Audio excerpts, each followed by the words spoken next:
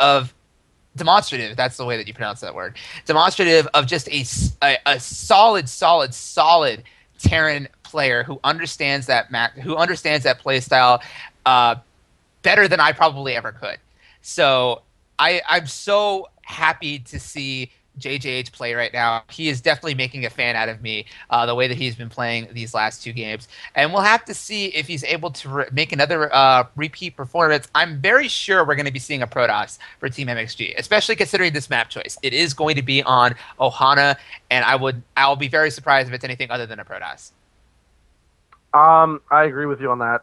Ohana is one of those maps where it's either Terran don't have enough bases and they just can't compete with the 3-base toss that eventually gets out that death ball, or toss just has such good war prism play on this map. A lot of war prism play actually on this map that you see quite often, and it's just DTs and zealots and all this stuff just coming around from everywhere. I love seeing innovating Protoss that just use the map to their advantage, and I'm looking forward to seeing some sort of innovating play if we do have a toss. It looks like we are having a toss, which is good. Grandmaster as well. Depression. Haven't seen the name around, but if he's a Grandmaster, he's got to be good, guys. Rank 111 Grandmasters with 387 wins and 329 losses. So, very, very powerful player coming out again for Team MxG. They are throwing two Grandmasters in a row. How many teams do you think can realistically do that, folks? And again, it just goes to show how good JJH is. He killed one Grandmaster. Can he kill a second in this best of 7 series? He does have his work cut out for him on Ohana, especially if he tries to play mech against Protoss on this map. And I was about to say, Ajax too, going back to the map choice, I was so convinced it was going to be a Protoss because the only other option that Team MxG has, knowing they only have one active Terran on their roster, is to put a Zerg out against JJH on this map. And that is the equivalent of suicide, I think. Because Ohana, I think, is like the best map currently in the pool for mech and Terran versus Zerg. And we already saw JJH play as good as he did on the last map, which isn't good for mech. So you put a good mech player on a good mech map against Zerg, it wasn't. I didn't think it was going to work. So I'm happy that we're going to be seeing a Protoss, and I'm happy we're going to be seeing another Grandmaster, just kind of showing the level of competition we have today. We are waiting on JJH, who is not ready to get into this game just yet. So I want to take a quick moment again to thank all of our sponsors: Fourth Angel, Impulse Esports, CSN, Vivid Arts, and Maxed Out Studios. Thank you all so much for allowing this league to exist. If you guys have been watching and you got to see the last couple games, you got to see the quality of players that you are supporting, the quality of play you are supporting, you should be very happy with your investment because it is paying a lot of dividends so far as entertainment value goes. We are still waiting to get into this next game, but I am so excited to get into this. I'm too. I'm looking forward to seeing what Depression is going to do. Very strong Protoss, of course. I wonder if we're going to see an Immortal Bus, because this map is actually very popular for Immortal Bus, as well as like Colossus timings. Or we're going to see some more standard play where he gets Immortals out just to defend and takes his third and goes into a heavier late game. Again, anything can happen on this map, and it looks like we're ready. Yeah, it looks like both of our players are ready. We're going to get this game started soon, guys, on Ohana. It's Team MxG against our Ripsies. Ripsies, that's it.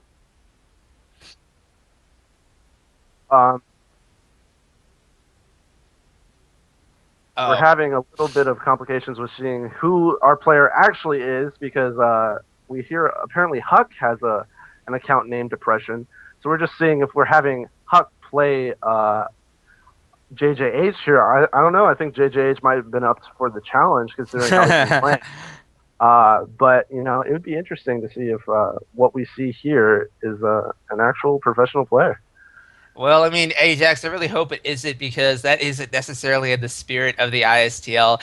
This is a semi-professional StarCraft 2 league, so as much as I would love to cast a game of Hux, I really hope that Depression isn't Huck because that is not necessarily what this league is really all about. But either way, he is a Grandmasters player, so Huck or no Huck, this is going to be a very high-level TVP. It is going to be on Ohana. And I have predictions for this game in just a little bit, but first we have to wait for this game to actually load up and get our players introduced. But I am really excited for this, Ajax. I am too. I'm actually gonna. I'm wondering if JJH might go mech. I am too. It's something that we might see. I've seen it done against Toss before. It'd be interesting to see. All right. Well, we do have our Red Terran. He is up 2-1. Really bringing his team back in this best-of-7 series. For Team Ripsies, he is our Red Terran player. He is JJH. And down here, no BM, guys, for ZeeZ, I guess. We have MxG Depression. All right. Now, the last 2 times that I've seen a situation like this happen. First, it was Impulse versus Area 51. Then it was... all these teams are starting to blend together for me. It was Inferno Esports versus Team Alt. Both times I saw a Terran go up 2-0 or take 2 straight games. A Protoss was sent out, and the Protoss did a very strong timing attack that isn't normal standard play to snipe them. It was Ender on this map, actually, where Area Kitty went for a Blink Stalker 1-base play to actually snipe him out of the game. So I'm actually expecting something like that coming out of here for Depression. JJH, you cannot let him get a 3rd kill if you are Team MxG right now. So I am going to be expecting some kind of heavy timing attack. And look at this, Ajax. We have a gas already going down on the field for Depression at 15 gas.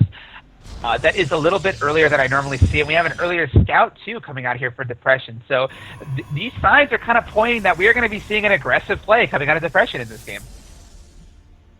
I'm not totally sure. Standard's been, if you don't want to get SCV all into every single game by a Terran player, is to go for, a Stalker first build. You get a Stalker out, the Stalker gets a lot of scouting information, make sure that the SCVs never get out of his base. And just make sure that you have map control. But with the second gas, that's definitely saying something. He's going to be doing some sort of aggressive build with that second gas going up. Well, here we go. Here we go for JJH. We have a second command center already underway. The second command center is in his main base, so he is going to be hiding it from that probe from Depression. Depression is going to be trying to get up this main ramp, but that Marine is going to hold him back. But if Depression can get a good idea that his opponent is throwing down that early second command center, it is going to make him all that much more comfortable going for whatever aggressive timing he is hoping for. But I cannot, no doubt about it, folks, this is going to be something aggressive coming out of our Protoss player. Yeah, and JJH is now seeing the double gas. He's thinking, oh crap, there's going to be something going on. He's getting a bunker down at his natural before the command center is even there. Actually, really early bunker, making sure that he can repel the Stalker if it decides to come up here and poke a little bit. But so far, nothing going down for Depression right now. It looks like he's gearing up to take his natural base. He just wants these double gas, I guess, for. It looks like he's just gearing up for a later game, and he just wants that initial gas a lot faster. Only having 2 on each gas, which is definitely something to be noted. It just gives you that a little bit more than 3 on 1 gas, but doesn't really take away from your economy. This is an old variation of the one gate expand. This is a Sentry expand. I haven't seen one of these in a long time, and it's completely slipped my mind that this could have been a possibility. I thought we were going to be seeing something aggressive. Instead, what this actually is one of the safest openings that a Protoss player can really go for. He's going for that early Sentry and then following that up with a 3-gate Robo build. So quite the opposite of what I was predicting earlier, folks. This is a really safe macro opening coming out of here for Depression. Now, he definitely could go into something aggressive from this because he already has the gas to go to support it. But meanwhile, for JJH, he's actually taking a 3rd command center, so he's going up to 3 command centers at this point. He has both of his gases down on the field, and he is going into a factory from here. So this might be something a little bit not standard coming out of JJH. He did play mech in those last 2 games, and what's usually been the trend is that mech players don't have the super strong standard bio play that is so necessary in Terran versus Protoss. So we're probably going to be seeing something a little unorthodox coming out on the field for JJH. Yeah, and Depression just playing it like a standard game from here out. It has that robotics facility producing observers. Can't have enough observers in my opinion. Observers are the all important unit as Protoss against Terran, I believe. And JJH just being so greedy right now, just saying, "No, I want everything right now." He's getting, he has two bunkers down right now, which is fine. I mean, two bunkers can repel most things this early on. But, Depression sees that his opponent's being a little bit greedy, and with that observer going into the main base, he's definitely going to know that. So he's putting down two forges, gearing up for that heavy push that's going to be coming probably about like 3-4 minutes. That's just going to have all of the possible units that you can think of with all +1/+1.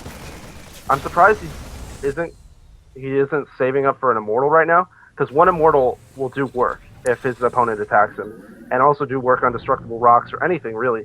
Just having one immortal out does so much. But now he's just gearing up for economics. He's getting a Robo Bay, getting ready for Colossus. He wants that Colossus down fast, I guess. And JJH is just doing the same thing. I mean, he's producing tanks to make sure that he doesn't get all in, getting a Raven out even for possible DP drops and whatever, and going to take his third.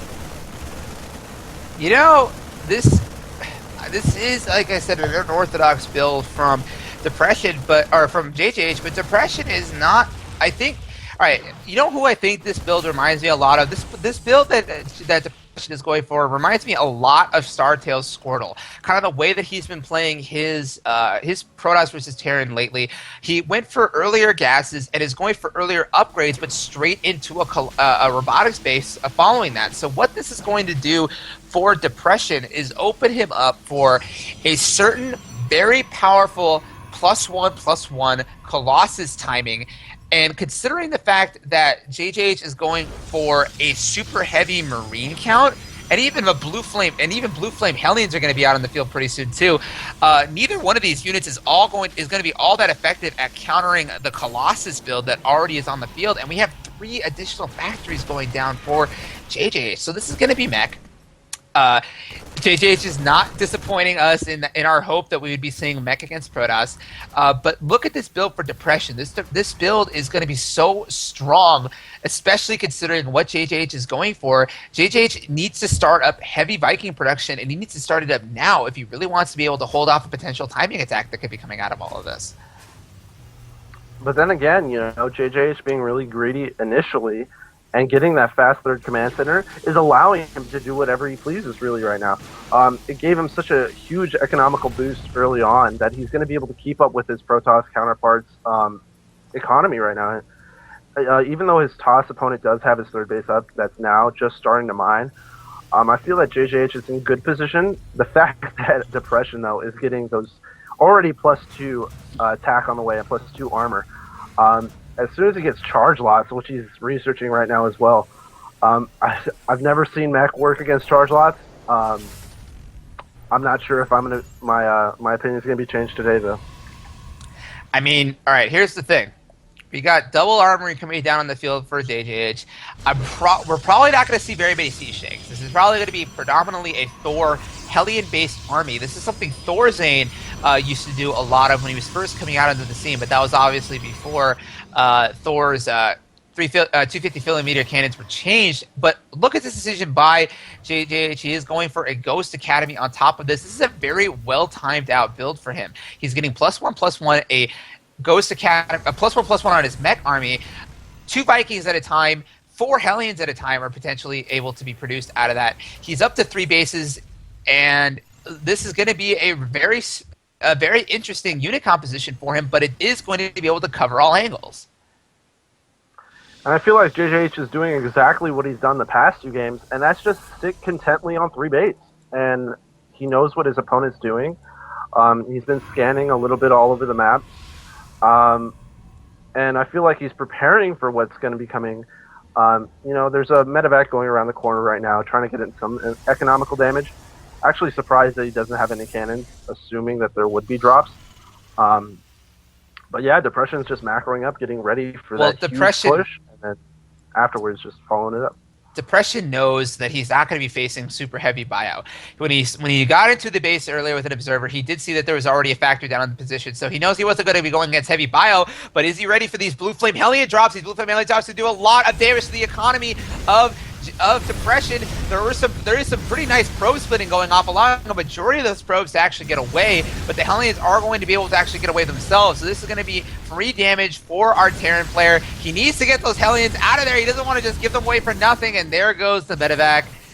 So how many workers were actually killed in all of that? 7 workers. So not a bad little poke there for JJH. I think he was hoping to do a little bit more than that, though. I think so too. I've never really seen Mech played against Toss, but if there was ever a good way to do it, I think this is the best way. He's making sure his opponent just doesn't have a lot of map vision, and with that Raven out, he's prevented any observers really from getting into his base. And again, with these Hellions just coming in, poking and prodding, they are doing quite a bit of damage now. And again, just keeping Depression inside of his base, making sure that he can't move out while he maxes out with his mech army. You know, still, that was only 3 probes that he got on this particular run by. So these Hellions have only managed to kill 10 probes total, and he did give up a medevac for that. Here comes some Marines down here to the 3rd base location, but look at this defense from Depression. It is so rock solid. As content as JJH is to sit on 3 bases, Depression is also equally content to just sit on 3 bases. He's getting 3/3 upgrades for his ground army already, and we already have gravitic drives coming in for Depression as well. So there are going to be Speed Warp Prism play. We're probably going to be seeing Zealot drops, potentially even DT or even Storm drops. If we see Storm drops, I'm going to be very, very happy because I love to see Storm drops, especially against Terran. But I was totally wrong about the way that JJH was going to be using his main army composition. I thought we were going to be seeing a very heavy Thor build, but no. This is actually going to be a very, very heavy siege tank build. And the only difference between this particular army and one you would see against Protoss or against Zerg or Terran is the presence of these ghosts in this army. I'm not used to seeing this unit composition, and I'm definitely not used to seeing this unit composition work, but I cannot doubt JJH at this point. He has played so well in these last 2 games. He knows Mech very, very well. So will this unit composition work? He's going to be going up to 2-2 in just a moment, but right now, 3-3 is already going to be done for Depression, so there's going to be a window of opportunity where he can attack a 1-1 Mech army with a 3-3 Protoss army. And this is one of the things about going Mech against Protoss. They get those upgrades out so much earlier than you possibly can, and now there's going to be a window of opportunity where Depression's going to have such a huge upgrade advantage over his opponent that he can just roll over this army, I think. I think that's the case. I mean, if EMPs land solidly all over the Zealots are going to be roasted by the Hellions. But with the standard tank line, I don't think he can really push into that, and if he tries to, he's gonna get hurt. Oh, but the EMPs! The EMPs are going off, and Depression does not have an observer anywhere near this army, so he cannot get a good idea of where those ghosts actually are. He can't afford to lose his High Templar at this point. He needs those storms, and the thing is, storms are deceptively powerful against siege tanks, because siege tanks obviously can't dodge them. So the storms almost always do their full amount of damage, and siege tanks, even though they have a lot of armor, they don't really have all that much health. Only 160 health per unit. So if Depression can land some solid storms on this tank line, he will be doing a lot of damage to it. A lot of those Zealots are actually just being eliminated completely by the presence of those Blue Flame Aliens and those siege tanks, but here comes the remainder of the Protoss army. The Vikings are doing a lot of damage to the Colossus. The Colossus are all going down, and it does look like Depression's going to be able to push through this anyway. The Immortals and the Blink Stalkers are just so good against that tank line, and now we have 158 supply of Protoss versus 122 supply of Terran, and the Remax with Depression is going to be so powerful. The presence of Warp Gate is just going to allow him to warp in so many additional Stalkers, and look at this army for JJ. It's going to take him forever to replace what he just lost, and I don't know if he's going to be able to come out of this. And this is the problem with Mech versus Toss. It's just that Toss can remax so fast with those warp-ins. Oh, and in the base, about 20 Zealots just getting warped in, just right into the production of JJH. And yeah, I don't think there's any way JJH can answer that. And I just think this is going to be crippling for JJH, and I think that's GG, and there it is. There's the GG. So we got to see Mech 3 games in a row out of JJH, and as expected, it did not perform as well against Protoss as it has against Zerg or Terran. Now, I think that has a lot to do, a lot to do with two things: the map and the player. Depression played his opponent out perfectly.